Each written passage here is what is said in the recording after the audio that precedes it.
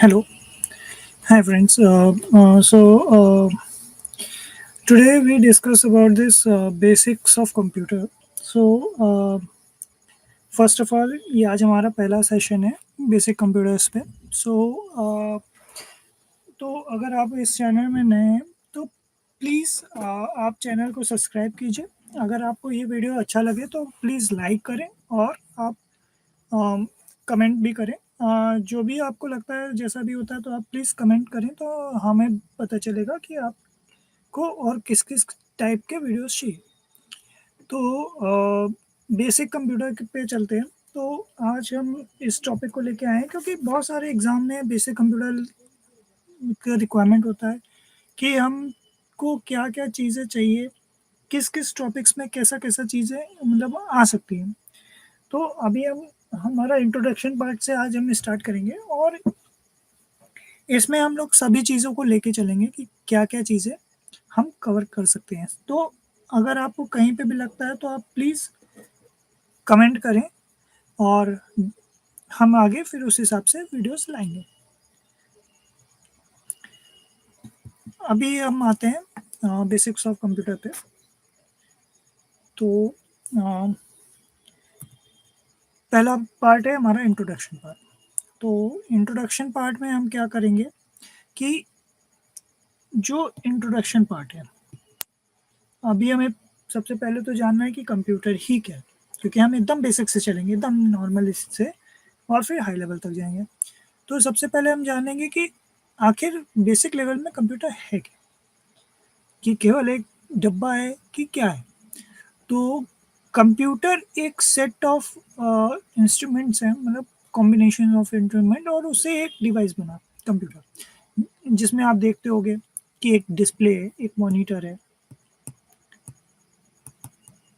उसके बाद अगर आप देखोगे तो उसमें एक कीबोर्ड है.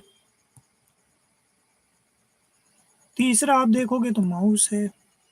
तो आप अगर आपने यूज़ किया होगा प्रिंटर, तो आपके ये 4 डिवाइस लग गए. अभी मैं जो पेन यूज़ कर रहा हूँ वो पेन भी एक टाइप ऑफ डिवाइस है. तो ये कॉम्बिनेशन ऑफ डिवाइसेस हैं जो एक मशीन को एक कंप्यूटर पे बनाता है. तो आगे बढ़ते हैं. अब आता है हमारा इंट्रोडक्शन. आखिर एक थ्योरेटिक, क्योंकि एग्ज़ाम में थ्योरी आने वाली है, तो ये जो थ्योरी आने वाली है, ये क्या है? पहली बात तो कंप्यूटर क्या है? तो कंप्यूटर एक लैटिन शब्द से आया हुआ, बेसिकली कंप्यूट शब्द है जो लैटिन भाषा से आया हुआ है. और कंप्यूट शब्द ये आया हमारा, और इसी को हम लोग करते हुए कंप्यूटर बोलते हैं. ये बेसिकली अगर हम इसको बोल सकते हैं, ये इलेक्ट्रॉनिक डिवाइस है और इस डिवाइस में आपके कई सारी चीज़ें हैं. जैसे एक आपका इनपुट यूनिट है, एक आउटपुट यूनिट है, एक सीपीयू.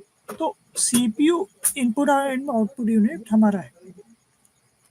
अभी आप ये पिक्चर भी देख पा रहे होंगे तो इसमें एक मॉनिटर बना हुआ है, ये एक कीबोर्ड है, इधर बगल में सीपीयू रखा हुआ है, माउस भी है ये. तो एक सेट ऑफ डिवाइसेस है. अभी इसमें जैसे लिखा हुआ है कि a computer is an electronic device to process, store and display informations.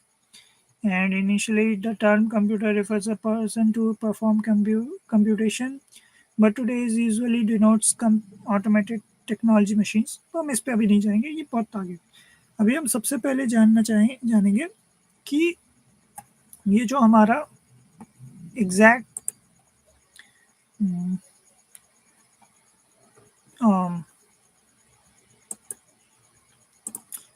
तो अभी अगर मैं बोलूँ तो जो हमारा कंप्यूटर है, अभी हम बोल सकते हैं कि हमारा कंप्यूटर जो डिवाइस है, अगर मैं एक डिवाइस बनाता हूँ, यहाँ पे कीबोर्ड हो गया, एक माउस हो गया और एक सीपीयू यूनिट हो गई. तो ये हमारा एक इनपुट डिवाइस हो गया. तो अभी अगर मैं आपसे बोलूँ कि हमारे पास इनपुट डिवाइस कौन-कौन से हैं? तो हमारे पास इनपुट डिवाइस है आपका कीबोर्ड, फिर हमारे पास है आपका बोल सकते हैं एक माउस, हमारे पास एक आता है जॉयस्टिक, गेम वगैरह अगर आप खेलते होंगे तो। फिर आता है हमारे पास पेन, जिससे अभी मैं लिख रहा हूँ। फिर उसके बाद आपके पास आता है आपका बोल सकते हैं कीबोर्ड हो गया, माउस हो गया, चाहे पेन।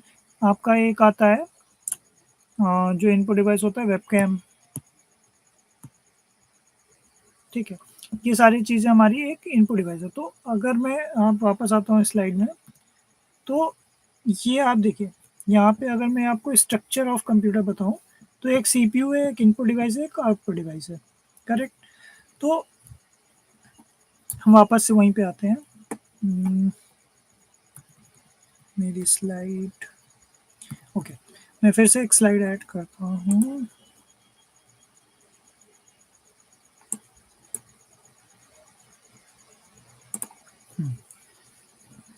तो जो हमारा हमने अभी देखा कि सीपीयू है, दूसरा इनपुट डिवाइस है, तीसरा हमारे पास है आउटपुट डिवाइस। तो ये तीन हमारे पास हो गए। अभी इनपुट डिवाइस पे आए, तो अभी हमने जो लिखा था कि हमारे पास होता है कीबोर्ड,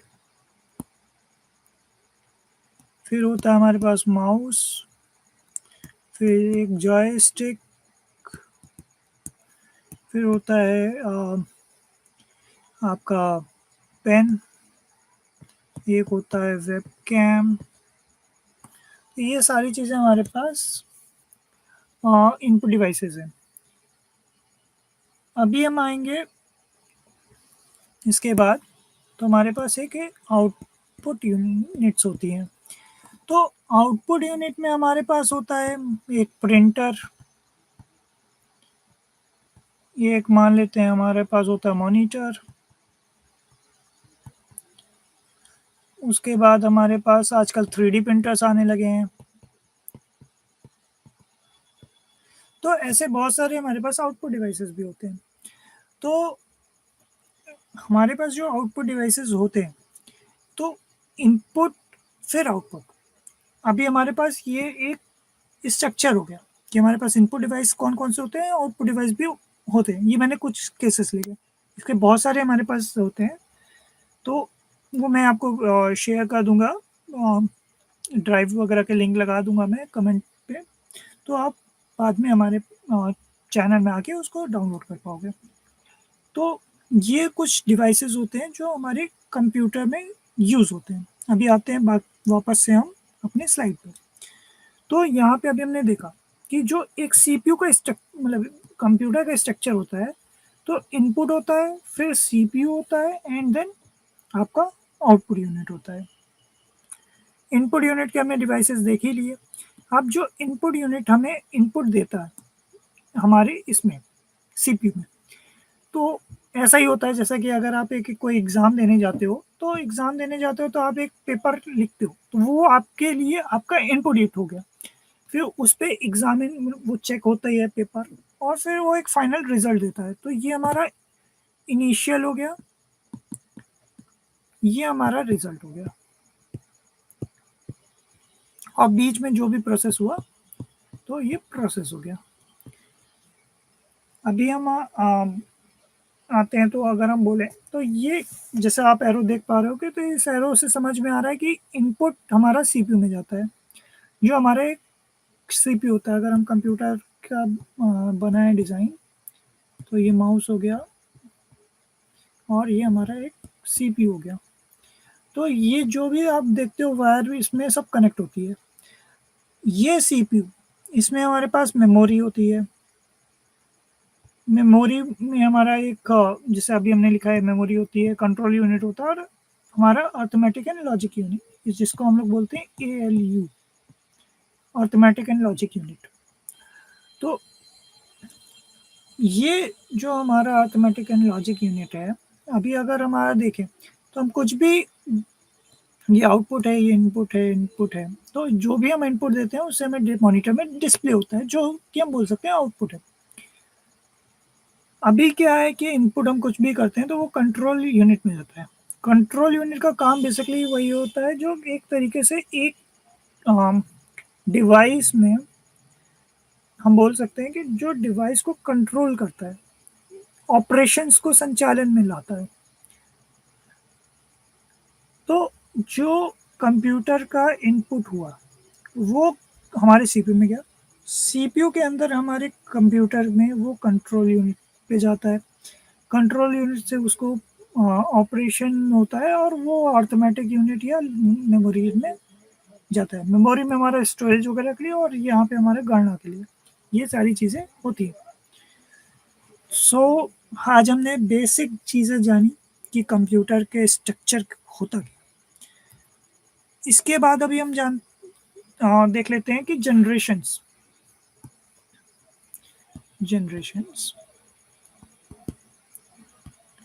तो जनरेशन्स में अगर मैं बोलूँ तो हमारा एक फर्जन टोटल 5 जनरेशन हैं टोटल।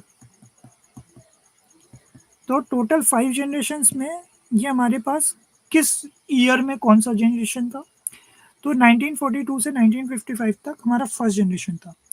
अब फर्स्ट जनरेशन में जब हमारा कंप्यूटर बना तो कंप्यूटर का जो इस मतलब हार्डवेयर था वो वैक्यूम ट्यूब्स थी। वैक्यूम आप जहाँ नॉर्मली को रिलेट कर पा रहे होंगे कि वैक्यूम ट्यूब्स के थ्रू वो हमारा हार्डवेयर था। अब उसकी जो हमारी कंप्यूटर लैंग्वेज थी वो लो लेवल लैंग्वेज थी, और जो हमारा मेमोरी था वो पंच कार्ड था। एक मतलब बेसिक कार्ड होता था, उसमें पंचेज होते थे और उस अकॉर्डिंग वो डेटा सेव होता था। सोचिए कितना हैवी स्ट्रक्चर, और इसमें पंच कार्ड्स का यूज होता था। उसके बाद हमारे पास आ जाता है 1956 से 1964 पे सेकेंड जनरेशन। ये ट्रांजिस्टर पे बेस्ड था, हार्डवेयर इसका ट्रांजिस्टर था, और ये हाई लेवल लैंग्वेज में आ गया था, जैसे कोबोल हो गया और आपका फॉर्टेन हो गया। ये मैग्नेटिक डिस्क में आपका डेटा स्टोर करता था।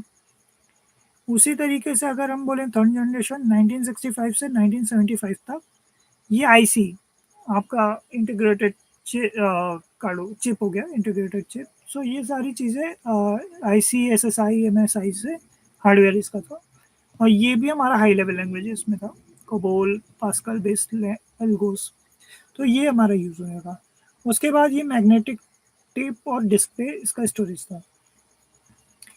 उसके बाद अगर हम देखें फोर्थ जनरेशन 1976 से 1989 तक, जिसमें GUI और यूनिक्स का हार्डवेयर होने लगा, और ये C++ और डेटाबेस पे काम करता था। इसके जो थे सेमीकंडक्टर्स थे।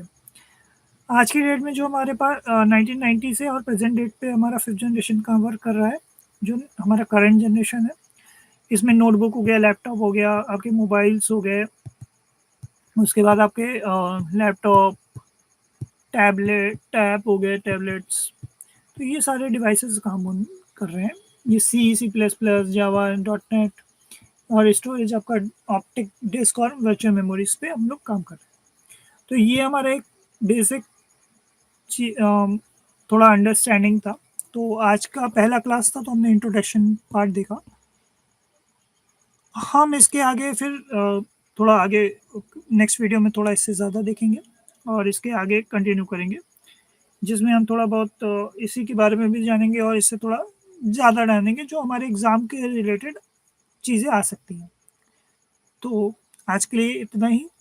नेक्स्ट वीडियो में हम लोग फिर से मिलेंगे। इस वीडियो में आपको कुछ भी लगता है कि हमें और थोड़ा जानना चाहिए तो आप हमें कमेंट कीजिए।